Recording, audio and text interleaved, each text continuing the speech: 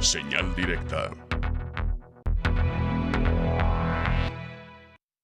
Estamos de regreso en Señal Informativa. Vamos a la línea telefónica. Ya está el doctor Roberto Castellán en la misma con su colaboración de esta semana. Doctor, muy buenos días. Qué gusto saludarlo. ¿Qué tal? Muy buenos días. El gusto es mío. Muy buenos días, Belén, y a todos nuestros radioescuchas y televidentes del Sistema Universitario de Radio y Televisión. Espero tengan un excelente inicio de semana. Pues a pesar de que se dicen todavía como precampañas o campañas dedicadas exclusivamente a los militantes de cada uno de los partidos políticos o de las agrupaciones, de los frentes, todas las organizaciones que se han hecho en estos días, pues la realidad es que tanto en Jalisco como en México ya estamos a todo vapor en las campañas electorales, tal cual, es el bombardeo masivo de spots, de anuncios por todos lados, de las mismas noticias, pues así nos lo indica. O sea, podemos decir que no es propiamente una pre-campaña, sino que ya iniciamos el año con una campaña electoral, tanto en el estado como en todo el país. Yo me he preguntado si realmente, parecerá una pregunta un poco absurda, porque las elecciones pues son como la columna vertebral de cualquier democracia. Sin embargo, me he preguntado si en México y en Jalisco, si esto es así. Es decir, si el proceso, si el periodo electoral realmente sirve a la democracia. Yo creo que en este caso el periodo electoral evidencia dos Méxicos que se contraponen. Por una parte, hay una especie de obstinación de los partidos políticos, de los personajes y de los grupos políticos en contienda por mostrar un México ideal o un México posible. Es decir, no hay un solo candidato a cualquier puesto que no sea optimista. El optimismo les desborda, la idea de un futuro mejor la plantean como si estuviera a la vuelta de la esquina, sacan spots con grupos de etnias, de personas de edad avanzada, felices y contentos como si ese fuera el México real. Entonces, el periodo electoral evidencia estos dos Méxicos, este México optimista, falso, que surge de la mente de la clase política por alguna razón, y el otro, el real, el existente, el que normalmente, cotidianamente, agrede a estos grupos, a las etnias, a las personas de la tercera edad, a las mujeres, a grupos que los políticos nos presentan como algo que van a cambiar hacia una maravilla. Voy a tocar algunos casos que tienen que ver con este México real.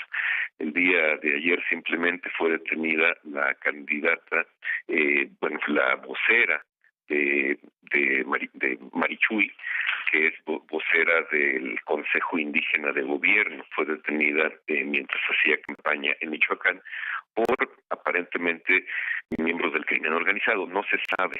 En el caso de Marichuy, de esta detención de Marichuy, pues nos encontramos ahí sí, precisamente frente a un acto de intimidación a una campaña que viene por fuera de las campañas normales de los partidos políticos o de la clase política como la conocemos. ¿De dónde viene la intimidación? ¿Quién sabe? Porque lamentablemente en México, lo hemos dicho muchísimas veces, en este México real, en el México que existe, sus ciudades, sus carreteras se han convertido en plazas, se han convertido en espacios que están no disputados, sino sencillamente negociados entre gobiernos, entre policía y el crimen organizado, que a veces suele ser lo mismo. Nadie va a saber quién detuvo exactamente a la caravana de Marichuy en un acto de intimidación en donde les despojan de equipo de periodismo, equipo de televisión, equipos para el trabajo de su campaña. ¿Quién sabe quién habrá sido? Esta zona, como muchas otras, como lo decíamos también en el caso del candidato que lo detuvo, en este caso la Fuerza Única en Jalisco, esta zona, como muchas otras, son a ciertas horas tierra de nadie. En las carreteras no se puede circular. El otro caso, también muy cercano a Jalisco, es el asesinato de Lupita Campanur. Lupita Campanur, una activista muy seria, organizadora de aspectos culturales en Cherán, defensora, sobre todo defensora de los bosques, una mujer purépecha, es decir, también como Marichuy, miembro de una etnia, de estas etnias que están siendo golpeadas constantemente en México, pues es asesinada a 17 kilómetros de Cherán, su cuerpo es encontrado y tampoco se va a saber quién cometió el asesinato. Igual van a sacar a personas de otros pueblos, alguien, pero el caso es que el asesinato va a quedar ahí entre dudas. Y entre dudas porque precisamente los activistas en este país se han convertido en blanco tanto del Estado como del crimen organizado. Y esto, como lo he venido insistiendo, no es propiamente una coincidencia.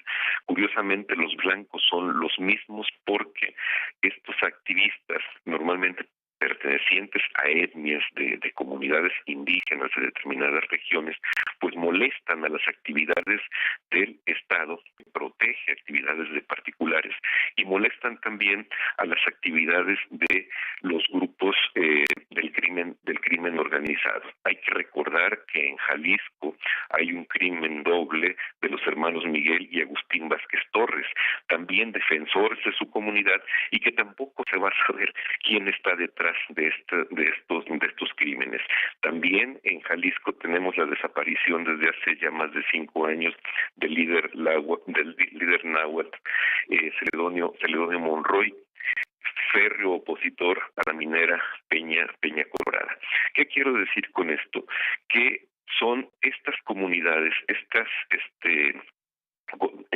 comunidades indígenas de varias regiones de México, las que están siendo perseguidas de manera brutal, llegando al mismo asesinato de sus dirigentes por sea el gobierno, sea el propio Estado, o sea los grupos organizados. Esto, ¿cómo lo toman las elecciones? Pues simple y sencillamente las elecciones lo toman como si nuestras etnias fueran etnias que cantan y bailan todo el tiempo, muestran un México que no se corresponde a la realidad. Ahorita en este momento tenemos en Mexicali enfrentamientos por el agua, y pues porque el agua está siendo entregada por el Estado a empresas extranjeras, a empresas cerveceras extranjeras, y ya pesan sobre líderes comuneros órdenes de aprehensión, y ya pesan también sobre ellos amenazas. ¿Qué sucede pues con las campañas electorales frente a este tipo de problemas? Pues simple y sencillamente yo considero que son dañinas a la democracia por una sencilla razón, porque ocultan a la realidad. Y yo creo que en este momento lo que menos requiere México es que esta realidad sea invisibilizada. Yo creo que esta realidad cotidiana de todos los días tiene que ser visibilizada por el poder y visibilizada por los ciudadanos, por todos nosotros, por todos los electores, para saber lo que realmente está sucediendo en México. Porque ahorita, en este momento, todos los candidatos, lo dije al principio, se muestran optimistas, traen su varita mágica que van a resolver los problemas en 10, 15 minutos o en 3 meses. Sin embargo, en términos reales, podemos preguntarles qué tanto pueden cumplir con sus promesas. O, por otro lado, también, qué tanto buscan la sobrevivencia de las comunidades indígenas. Porque hay que ver también que la mayoría de las personas que están haciendo política en este momento, política con los partidos políticos, de una o de otra manera, son cómplices o pertenecen a estos grupos que han perseguido a las etnias, que han perseguido a las comunidades que defienden sus tierras de las mineras, de los narcotraficantes o de que les quiten el agua. Entonces, la pregunta podría ser es que si el periodo electoral realmente, parecerá una pregunta absurda, pero ¿es realmente el periodo electoral contribuye a la democracia o contribuye a su desaparición simplemente? ¿Por qué?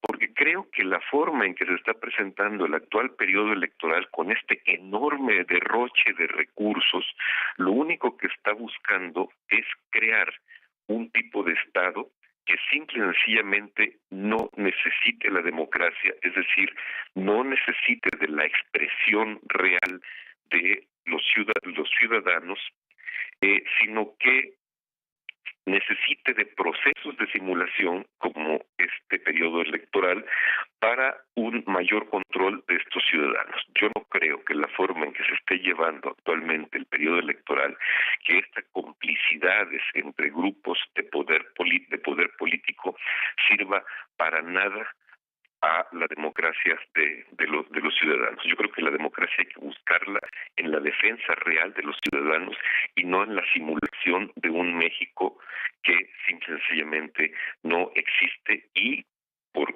lo que se ve no va a ser posible a corto plazo. Ese es mi comentario para el día de hoy. Claro, y además a esto habría que sumarle que el ciudadano, lejos de escuchar propuestas en estos momentos, pues lo que está conociendo es la vida más oscura y las bajezas más grandes de los actores políticos. Doctor, muchísimas gracias, un placer escucharlo. Al contrario, un abrazo, muy buenos días. Muchas gracias. Es el doctor Roberto Castellán. Nosotros hacemos una pausa. Regresamos, tenemos más información.